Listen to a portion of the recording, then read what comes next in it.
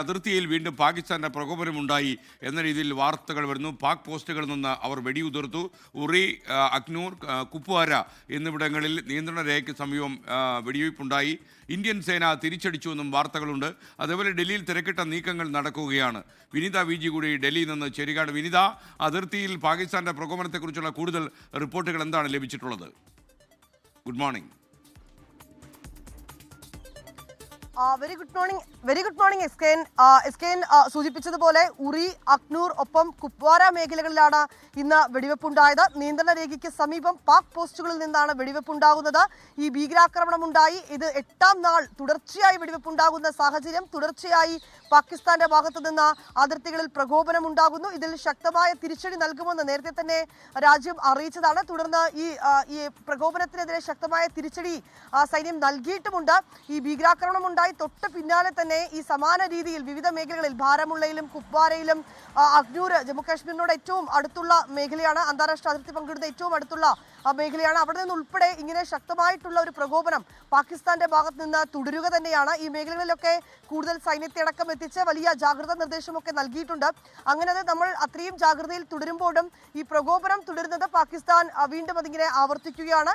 ഇന്നിതാ ഇപ്പോൾ ഈ കുപ്വാരയിലും ഒപ്പം അഗ്നൂരിലും ഉറിയിലുമാണ് പാക് പോസ്റ്റുകളിൽ നിന്ന് വെടിവെപ്പുണ്ടായിരിക്കുന്നത്.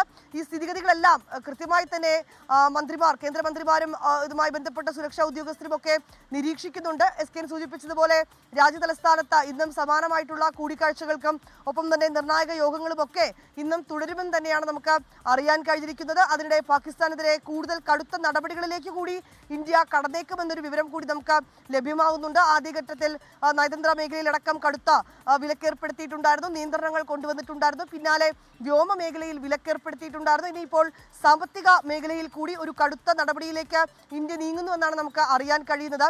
ഫിനാൻഷ്യൽ ആക്ഷൻ ടാസ്ക് ഫോഴ്സിന്റെ ഗ്രേ ലിസ്റ്റിൽ പാകിസ്ഥാനെ ഉൾപ്പെടുത്താനുള്ള ഒരു ശ്രമമാണ് ഇന്ത്യ നടത്തുന്നത്. ഈ ഭീകര ഫണ്ടിങ്ങും ഒപ്പം തന്നെ സാമ്പത്തിക ക്രമക്കേടുകളും ഒക്കെയാണ് ഈ ടാസ്ക് ഫോഴ്സ് നിരീക്ഷിക്കുന്നത്. ഇവരുടെ ഗ്രേ ലിസ്റ്റിൽ പാകിസ്ഥാനെ ഉൾപ്പെടുത്താനുള്ള ഒരു നീക്കമാണ് ഇന്ത്യ നടക്കുന്നത്. ഇങ്ങനെ ഗ്രേ ലിസ്റ്റിൽ നേരത്തെ പാകിസ്ഥാൻ ഉൾപ്പെടുത്തിയിട്ടുണ്ടായിരുന്നു. പിന്നാലെ അടുത്തിടെയാണ് പാകിസ്ഥാൻ ആ ലിസ്റ്റിൽ നിന്നും പുറത്ത് മാറുന്നത്. ഇനി വീണ്ടും ആ ലിസ്റ്റിലേക്ക് പാകിസ്ഥാനെ ഉൾപ്പെടുത്താനുള്ള ഒരു ശ്രമം ഇന്ത്യയുടെ ഭാഗത്ത് നിന്ന് ആരംഭിച്ചിരിക്കുന്നു എന്ന് നമുക്ക് മനസ്സിലാക്കാൻ കഴിയുന്നുണ്ട്. ഒരുപക്ഷെ ആ ലിസ്റ്റിൽ ഉൾപ്പെടുത്തുകയാണെങ്കിൽ അത് പാകിസ്ഥാന്റെ ഈ നിക്ഷേപത്തെ അടക്കം വലിയ രീതിയിൽ ബാധിക്കാനുള്ളൊരു സാധ്യതയുണ്ട്. ഒപ്പം തന്നെ ഈ രാജ്യാന്തര നാണയ നൽകുന്ന ഒരു ഫണ്ടിംഗ് ഉണ്ട്. ഏതാണ്ട് 7 ബില്യൺ ഫണ്ടിംഗ് പാകിസ്ഥാന് നൽകാനുള്ള ഒരു തീരുമാനമുണ്ട്.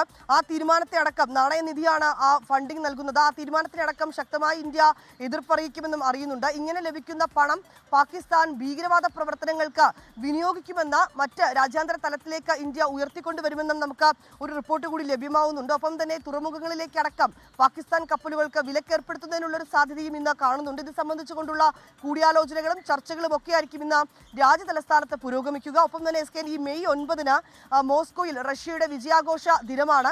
ആ ദിനത്തിൽ പങ്കെടുക്കാൻ, അവരുടെ പരിപാടിയിൽ പങ്കെടുക്കാൻ പ്രധാനമന്ത്രി ആദ്യഘട്ടത്തിൽ ക്ഷണിച്ചിട്ടുണ്ടായിരുന്നു. പക്ഷേ ഈ ഭീകരാക്രമണത്തിന്റെ പശ്ചാത്തലത്തിലും ഒപ്പം തന്നെ അതിന്റെ തുടർ നടപടികൾ പുരോഗമിക്കുന്ന സാഹചര്യത്തിലും പ്രധാനമന്ത്രി ആ പരിപാടിയിൽ പങ്കെടുക്കില്ല. പകരം രാജ്നാഥ് സിംഗ് പരിപാടിയിൽ പങ്കെടുക്കുമെന്ന് അറിയിച്ചിട്ടുണ്ടായിരുന്നു. പക്ഷേ നിലവിലെ സാഹചര്യം പരിഗണിച്ച് പ്രതിരോധ മന്ത്രിയും ആ പരിപാടിയിൽ പങ്കെടുത്തേക്കില്ലെന്നാണ് നമുക്ക് അറിയാൻ കഴിയുന്നത്.